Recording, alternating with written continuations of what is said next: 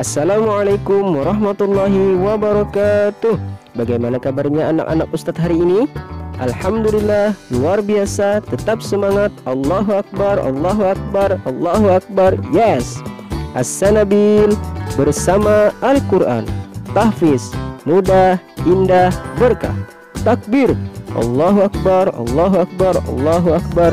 Yes, sallu ala Nabi Muhammad. Allahumma salli wa sallim ala Sayyidina Muhammad. Nah anak-anak, kali ini kita kembali belajar pelajaran fikih, yaitu pelajaran yang kedua, infak dan sedekah. Sebelum belajar, mari kita baca doa dulu bersama-sama. Bismillahirrahmanirrahim. Rabbi zidni ilma warzuqni fahma. Amin.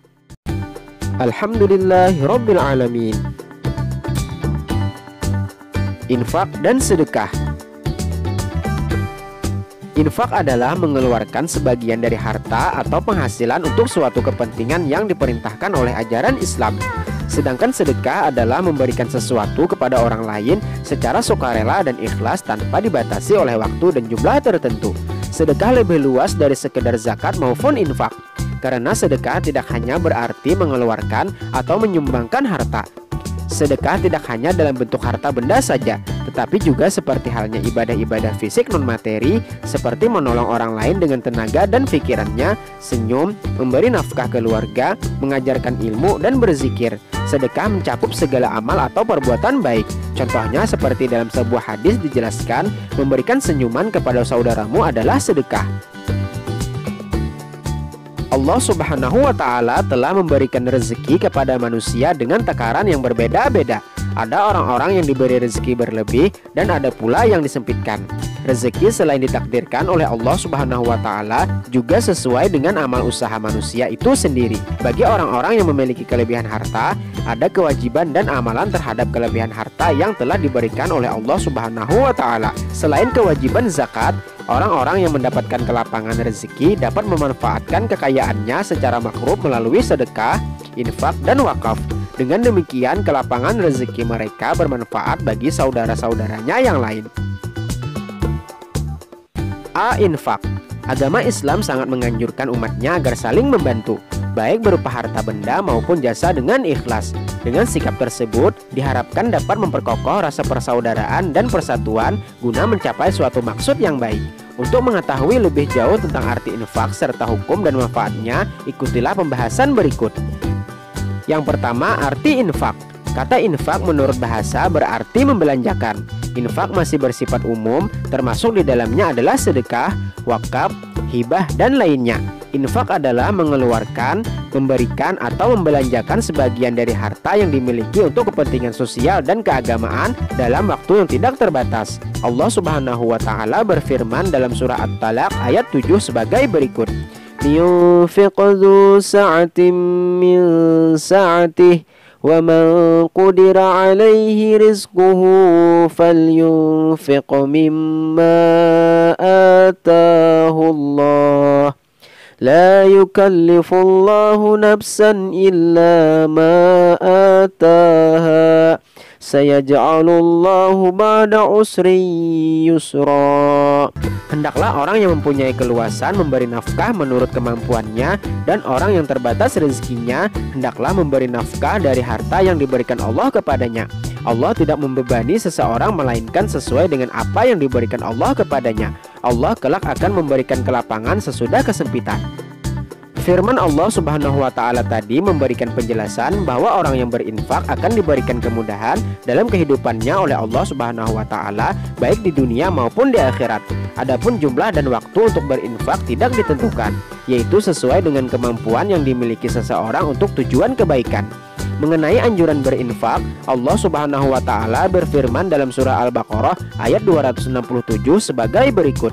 Ya ayyuhalladzina amanu anfiqu min thayyibati ma kasabtum wa mimma akhrajna lakum minal ardh Wahai orang-orang yang beriman, infakkanlah sebagian dari hasil usahamu yang baik-baik dan sebagian dari apa yang kami keluarkan dari bumi untukmu. Yang kedua, hukum dan manfaat infak. Meskipun jumlah dan waktu berinfak tidak ditentukan, tetapi hukum pelaksanaan infak ada yang bersifat wajib. Misalnya, seorang bapak memberi nafkah kepada keluarganya seperti makanan, tempat tinggal, dan biaya hidup sehari-hari. Jumlah yang diberikan kepada keluarga tentu disesuaikan dengan kemampuannya.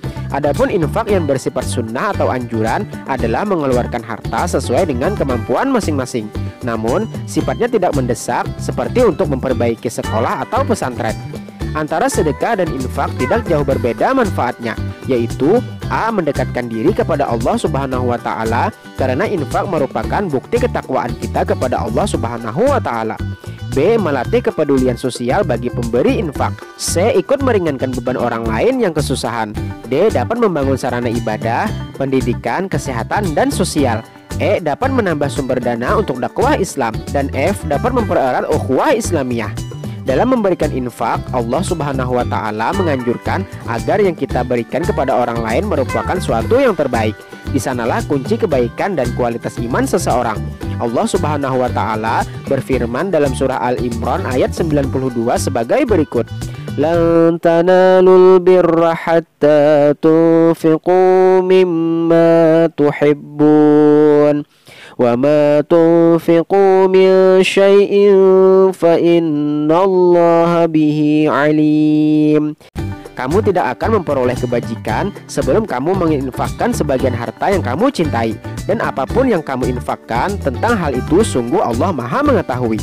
Selain ayat tadi, Allah Subhanahu wa Ta'ala berfirman dalam surah Al-Baqarah ayat 261 sebagai berikut: Mathalul ladzina yunfiquna amwalahum fi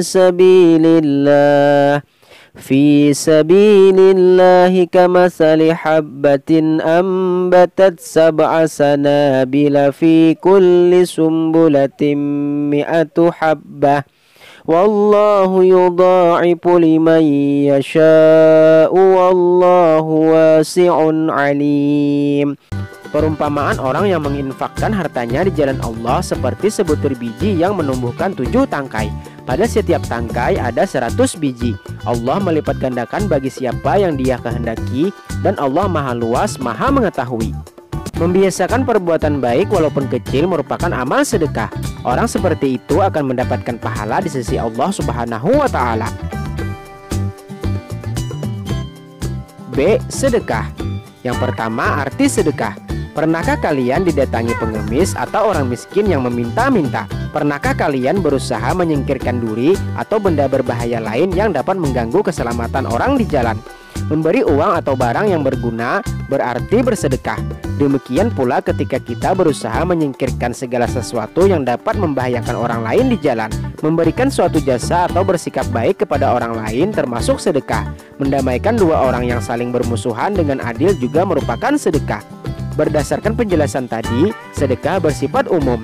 Artinya sedekah tidak hanya diberikan dalam bentuk harta atau uang, tetapi segala sesuatu yang memberikan manfaat kepada orang lain termasuk sedekah. Jadi, pengertian sedekah adalah memberikan sesuatu yang berguna kepada orang lain atau lembaga masyarakat untuk dapat dimanfaatkan dengan sebaik-baiknya dengan tulus ikhlas semata-mata hanya mengharap ridha dari Allah Subhanahu wa Ta'ala.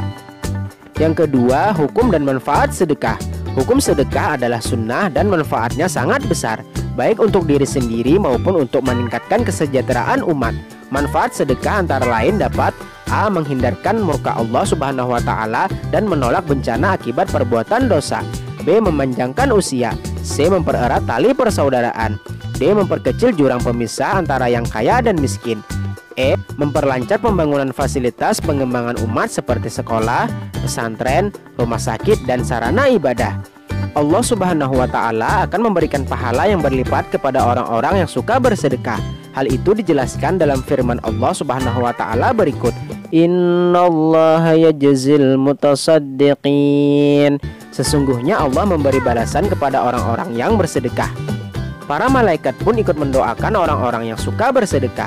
Rasulullah SAW bersabda dalam hadisnya sebagai berikut: ma min yaumin yusbihul ibadu fihi illa malakani yanzilani fayaqulu ahduhuma Allahumma a'ti munfiqan khalafa wa yaqulul akhar Allahumma a'ti mumsikan talafa. Rawahu Muslim. Tiada suatu hari pun di mana hamba bangun pagi-paginya kecuali dua malaikat turun ke bumi. Lalu salah satu akan berdoa, "Ya Allah, berilah gantinya kepada orang-orang yang suka bersedekah." Sementara yang satu berdoa, "Ya Allah, datangkanlah kerusakan pada orang-orang yang bakhil." Hadis riwayat Muslim. Berdasarkan uraian tadi, kebiasaan bersedekah perlu ditumbuhkan berapapun besar dan nilainya.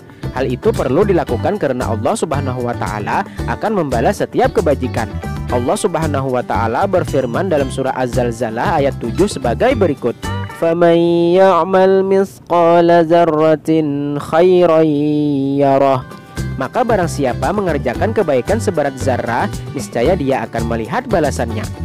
Setelah manusia meninggal, terputuslah semua amalnya, kecuali 3 perkara sebagai berikut. A. Sedekah jariyah. Sedekah jariyah adalah menyedekahkan sesuatu yang kemanfaatannya digunakan terus-menerus, seperti mewakafkan tanah untuk masjid, membelikan karpet untuk masjid, dan sebagainya. B. Ilmu yang bermanfaat.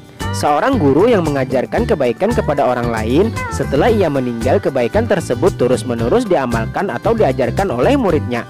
Guru yang sudah meninggal tersebut akan mendapatkan pahala karena ilmunya bermanfaat. C. Anak soleh yang mendoakan orang tuanya. Apabila seseorang mempunyai anak yang soleh dan ia selalu mendoakan orang tuanya yang sudah meninggal, doa anak tersebut sampai kepada orang tuanya. Hal ini dijelaskan oleh Rasulullah SAW dalam sebuah hadis yang diriwayatkan dari Abu Hurairah radhiyallahu anhu sebagai berikut. An Abi Hurairah radhiyallahu anhu anna Rasulullah sallallahu alaihi wasallam qala idza matal insanu inqata'a amaluhu illa min salasin shadaqatun jariyatun wa ilmun yuntafa'u bihi wa waladun salihun yad'u lah. Rawahu Tirmidzi.